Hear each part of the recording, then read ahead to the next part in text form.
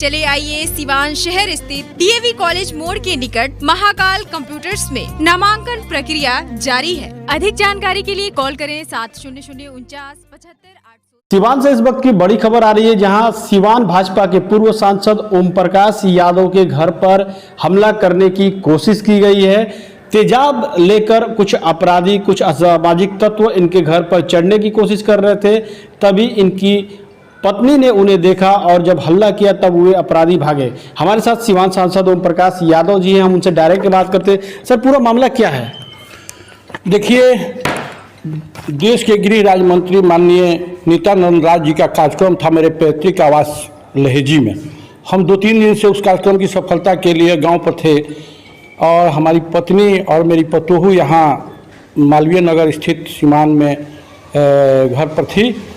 तो 6 तारीख को मध्यरात्रि में कुछ अपराधी तक आए और रस्सा, तेजाब और 4 गमछा, एक झोला छोड़कर चले गए। चूँकि हमारी पत्नी जगी थी, छज्जा पकड़ करके ऊपर चढ़ने का प्रयास कर रहे थे। मेरी पत्नी ने कहा कि कौन है, पुलिस बुलाओ, पुलिस बुलाओ। तो लोग डर करके नीचे कूद गए और एक थैला, एक झोला उनका छूट गया, जिसमें 1 लीटर तेजाब था, 4 गमछा था, एक रस्सा था। तो इसकी जानकारी देना हम प्रशासन को चाहे, लेकिन सिवान के एसपी हमारी फ़ोन अटेंड नहीं किए, फ़ोन उठाए नहीं। बाध्य हो करके बिहार के डीजीपी अपने बड़े भाई माननीय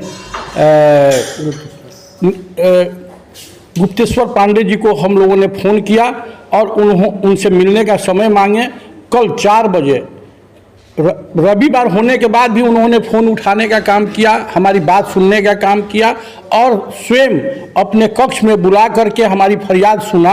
लेकिन यहाँ के स्थानीय एसपी न हमारी बात को किए, न हमारा फ़ोन उठाए और यहाँ तक आज तक हमें सूचना मिली और कि एफआईआर तक लॉन्च नहीं हुआ है। महदेवा ओपी प्रभारी अभी आए थे और जो आवेदन हम अपने पत्नी की तरफ से भिजवाए, उन्होंने न जाने कहाँ रखा है, अभी तक एफआईआर भी नहीं हुआ है। इससे बड़ा दुर्भाग्य क्या हो सकता है?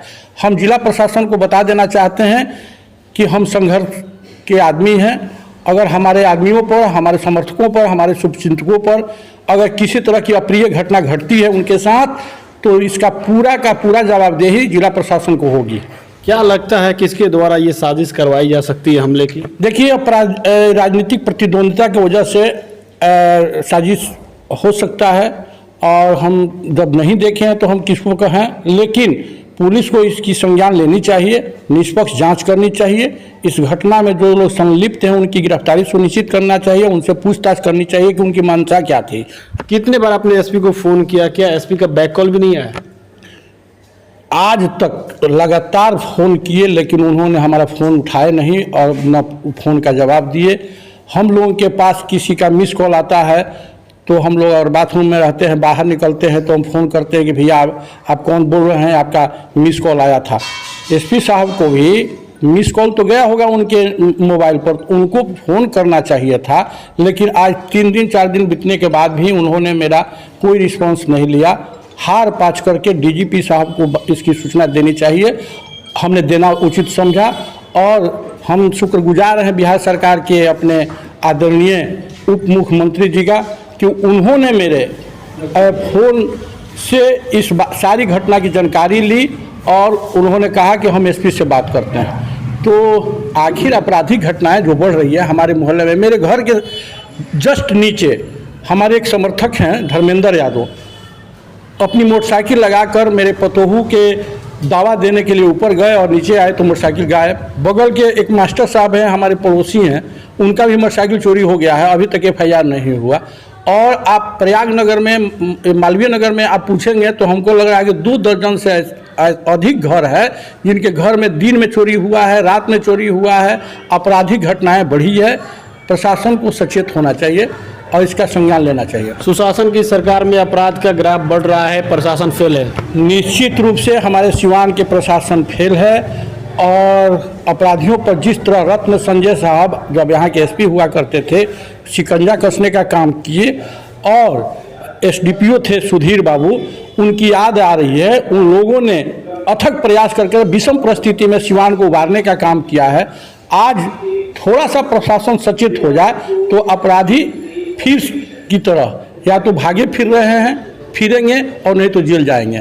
तो इस तरह की व्यवस्था सुनिश्चित करनी चाहिए प्रशासन को। एक सवाल है कि 6 तारीख को आपके घर पर हमला करने की कोशिश की गई, हालांकि सफल नहीं हुआ, और आज 8 तारीख है, अभी कुछ देर पहले FIR हुआ, वो भी DGP के अनुरोध करने पे। जब अभी आपसे बात कर रहे हैं इस समय तक FIR नहीं हुआ है। अभी तुरंत महदेवा OP प्रभारी जा रहे हैं, उन्होंने हमें जानकारी दी और उन्होंने कहा कि एक आवेदन लिखकर दे दीजिए। हमने कहा तो आवेदन तो पत्नी ने उसी दिन भिजवा दी थी 7 तारीख को सुबह। तो उन्होंने अपने एक स्टाफ से बात किया कि कहाँ है आवेदन, तो अभी FIR होगा। हम पूछना चाहते हैं प्रशासन आखिर इतना पंगु क्यों है, इतना लापरवाह क्यों है? क्या माना जाए कि जब सिवान के एक पूर्व सांसद, एक जनप्रतिनिधि, एक नेता जब सुरक्षित रही है, उनके घर पे हमले की कोशिश हो रही है, तो आम जनता कैसे सुरक्षित रहे? निश्चित रूप से अभी इस वक्त अपराध की घटना बढ़ी है, हम इससे इनकार नहीं कर सकते। और हम जिला प्रशासन से मांग करते हैं कि अपने रवैये में बदलाव लावे, अपराध और अपराधी को चिन्हित करें, अंकुश लगाने का प्रयास करें, थोड़ा मेहनत करें। चुनावी समय है, इसमें आपराधिक घटनाएं बढ़ेगी। उससे लोगों को निजात दिलाने के लिए थोड़ा परिश्रम करना होगा, नहीं तो फिर सिवान अपराधियों के साम्राज्य कायम हो जाएगा।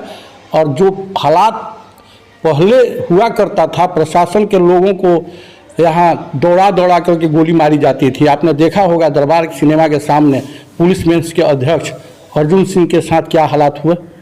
आपने देखा होगा कि यहाँ दर्जनों थाना प्रभारी की दिन दहाड़े हत्या की गई। उस हालात को फिर से पुनरावृत्ति न हो, इसके लिए प्रशासन को सचेत रहना होगा। क्या लगता है कि अब आपको जान का खतरा है जिस तरह से हमले की प्रयास किया? देखिए, हम तो अपने जान को हथेली पर लेकर चलते हैं। पहले भी हमने अपराध और अपराधी के खिलाफ संघर्ष किया है और आज भी करते रहे हैं, आगे भी करते रहेंगे। हम ना अपराधी हैं, ना अपराधी का प्रश्रय देते हैं, ना कोई अपराधी मेरे गाड़ी में घूमता है। हम सिर्फ प्रशासन से अनुरोध करना चाहेंगे कि मेरे समर्थकों के साथ अगर इस तरह की घटना हुई, कोई अप्रिय घटना घटी, तो हमें रोड पर उतरने के लिए विवश होना पड़ेगा। एक सवाल है कि आप लगातार बेबाक बयान आता है, एनडीए के नेताओं पे भी आपका बयान आता है, और विपक्ष जैसे राजद वगैरह हो गया, सहाउद्दीन हो गया, उनको लेकर भी बयान हो सकता है। तो आप पे ये हमले की साजिश एनडीए के नेताओं के द्वारा, आपने बताया कि राजनीतिक साजिश है, तो एनडीए के नेताओं के द्वारा हो सकती है या फिर राजद विपक्ष के द्वारा? देखिए, यहाँ तो ऑलरेडी बहुत कमज़ोर हो चुका है और खतरा तो हमको दोनों तरफ से है। एनडीए के नेताओं की तरफ से भी खतरा है और आरजेडी से तो पहले से खतरा ही है। राजेंद्र बाबू मौलाना मुल्हक की धरती को अपराधियों से मुक्ति दिलाने के लिए हमने संघर्ष किया। हम नमन करना चाहेंगे, अभिनंदन करना चाहेंगे सीमान की महान जनता को कि मेरे जैसे साधारण व्यक्ति को निर्दलीय यहाँ से लोकसभा भेजने का काम किए, तो उसका तो हम आभारी हैं और विश्वास दिलाते हैं सीमान की जनता को कि हम मरना पसंद करेंगे, अपराधियों के साथ कभी समझौता नहीं करेंगे। चलिए, तो हमारे साथ ओम प्रकाश यादव जी पूर्व सांसद हैं, जिन्होंने साफ तौर पे कहा कि एनडीए के नेताओं और राजद दोनों तरफ से खतरा है। और सबसे बड़ा सवाल यहाँ पे ये उठता है कि 6 तारीख की घटना है और प्रशासन द्वारा आज 8 तारीख हो चुका है, लेकिन अभी तक FIR दर्ज नहीं किया गया है। तो सुशासन की सरकार में, और आप देख रहे हैं सिवान से कि किस तरह सिवान जिला प्रशासन काम कर रहा है। सहयोगी जगन्नाथ के साथ सचिन कुमार, बिहार न्यूज एक्सप्रेस, सिवान।